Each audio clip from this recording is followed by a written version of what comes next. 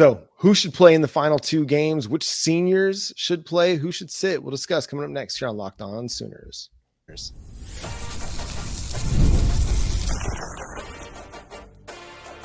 You are Locked On Sooners, your daily podcast on the Oklahoma Sooners. Part of the Locked On Podcast Network, your team every day. Again, thanks for making Locked On Sooners your first listen. I kind of cut Jay off there on the FanDuel or 5 Hour Energy shot. My fault there, man. Did not expect that. But the Sooners, man, they have an interesting dynamic at play over the final few weeks of the season. They've got some guys that are kind of on that borderline redshirt situation, but they've got some seniors who, like a Jalil Farouk, who could come back for one more year. Yeah. Do you rest him? Do you let him just go ahead and get fully healthy going into the offseason? What's your take on this, Jay? So if you have anybody that can come back next season, as far as like the red shirt situations, sit him. Like Farouk, he needs to sit. He did not look 100% against Missouri. He looked like he caught the pass and never came back in afterwards. Go ahead, red shirt him. He's done for the year. Give him time to rest that foot. You know, it's been, he had surgery, 8+ weeks, and it looks like he's just still trying to get going. Go ahead and sit him. Same thing, honestly, Deion Burks, sit him. Yeah, you can convince him to come back next season. Yeah. Sit him down. I think that's probably the thing that makes the most sense. But then when you look at the defensive side of the ball, you've got Woody, you've got Billy, you've got Danny. And if you want me to be honest, they need to play those games. And the reason I say that is this is your NFL tape now. This is probably the best NFL tape you can get out of any games this season. You're going up against two teams full of dudes that are NFL caliber players, guaranteed.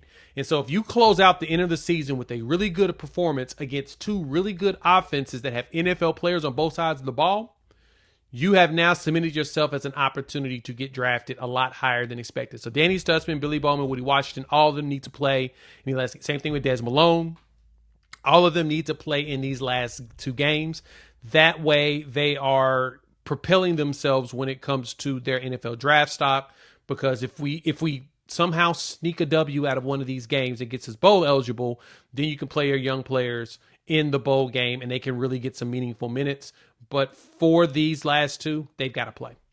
Yeah, you're going to need them. I mean, if you want to finish the season on a high note, even with a couple moral victories by playing some games close, you got to have your veteran leadership available to you. And you know that they're going to want to play those games. I just don't imagine Danny Stutsman, Billy Bowman sitting out. They're just too competitive of football players to want to sit out. And the defense takes their cues from those guys.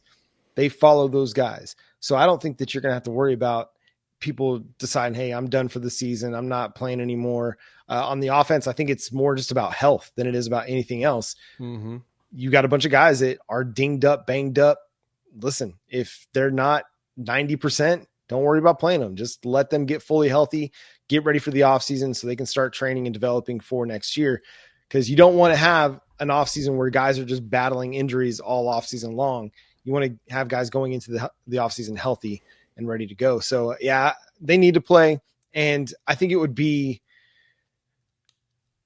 an unfortunate testimony of where the program is if those guys were to sit. Yeah. I don't think that's a part of the discussion at all. I don't think those guys are even thinking about it. It's not even a consideration for them. They wouldn't have come back if they were about that. They wouldn't have come back for 2024 if that was at all in their mind where they wouldn't finish the season. No, they're for this team. They're going to be on the field when they face Alabama. They're going to be on the field when they go down to Baton Rouge, and they're going to give their everything. I mean, they both played 74 snaps against Missouri, 100% of the snaps. Stutsman had 19 tackles. Billy Bowman had a great fourth down stop on an NFL caliber wide receiver, a top 15 selection in next year's draft. So they're still giving their all every single snap out there. And I expect them to do the same in the final 2 weeks. No, I totally agree. And like you said, we need them. We're going to need the energy. We're going to need the pump. We're going to need the motivation. We're going to need them to continue the leadership to push these guys and get them to want to really, really buy in.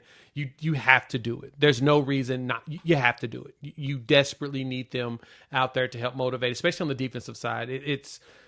we get so deep into these games, and you can see the exhaustion kicks in, and it's when you start to see the lapses of judgment and plays not working out the way you want. So for Brent Venables and Zach Allen, it's going to be heavy on motivating these guys to build up that resume. Don't go out there and be a hero. Go out there and be in the system and help everybody else be in the system. That way you're not needing any heroes to try to win games. You just got guys out there that are balling together, doing everything that they're supposed to, and then boom, you either keep games close or potentially win. The goal here is to keep the games as close as possible. As close as possible.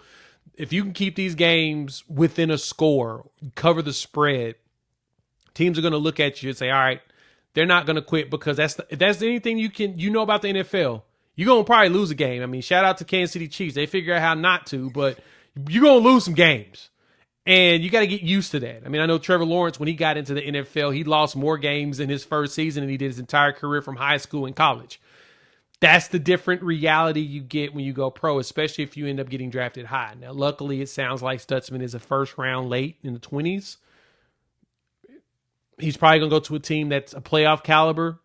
Detroit. So losing is not going to be as bad. Oh, God, that would be amazing and awful at the same time. I like him in Tampa Bay. My Bucks could use him, but I digress. I mean, the Cowboys could use him, but I don't think they'll take somebody at linebacker in the top 10. No, they won't take anybody that high. No. Yeah. You're exactly right. They're going to probably have to go for a quarterback. Shedeur Sanders, you are a Dallas Cowboy. He just – why you got to do that to me? He just no, Shedeur great. Don't get me started on it. This is not Locked On Cowboys. Go check out Landon McCool and Marcus Mosher if you want Locked On Cowboys. I just think Danny Stutsman, Dan Campbell would be like the most symmetrical fit between head coach and middle linebacker that you could find in this day and age in the NFL. So just great fit otherwise.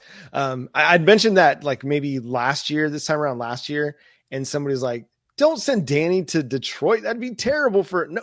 Detroit's a great team. Now look at Detroit. Everybody's like, hey, I want to go play to Detroit. Yeah, exactly. This is the one. Shedeur Sanders to Dallas Cowboys, it makes a lot of sense, but you got a big time contract on your quarterback. So if I was picking somebody from Oklahoma to land on the Dallas Cowboys, obviously Danny Stutsman would make a big difference. Give me Dejon Terry. I need a nose tackle that can actually hold up at the point of attack.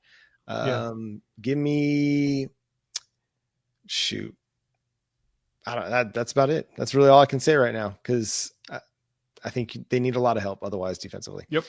Anyway, again, not Locked On Cowboys. This is Locked On Sooners, but thanks so much for tuning in and being part of the show. Subscribe to the show wherever you get your podcasts. We're free and available on all podcast platforms and on YouTube. So hit that notification bell, hit that subscribe button to let you know when new episodes drop. Closing in on 9,000. So make sure you and your friends and your family are all subscribed over on YouTube to Locked On Sooners. Again, part of the Locked On Podcast Network, your team every day. Follow Jay on Twitter at Unfair Sports. Go check out his channel, Unfair Sports, as well.